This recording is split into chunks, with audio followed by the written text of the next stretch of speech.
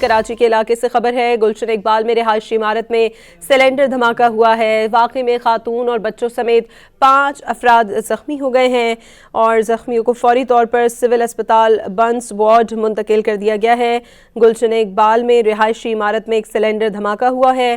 खातून और बच्चों समेत 5 अफराद जख्मी हो गए हैं, जिन्हें फौरी तौर पर सिविल अस्पताल बंस वार्ड मुंतकिल किया गया है। मज़ीद जानते हैं डॉन न्यूज़ के नुमाइंदे मोहम्मद बिलाल खान से। बिलाल, अफसोसनाक वाक़े के बारे में बताइएगा और जो झुलसे हुए अफराद हैं उनकी कैसी हालत बताई जा रही है?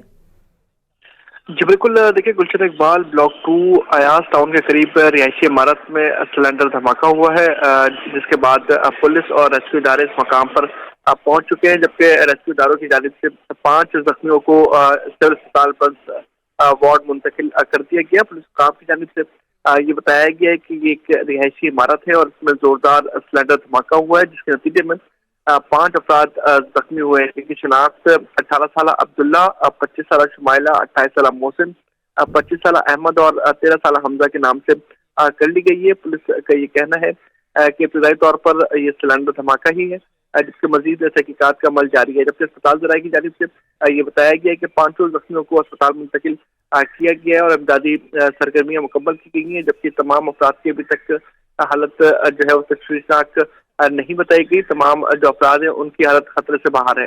जी, बहुत शुक्रिया मोहम्मद बिलाल खान आपका।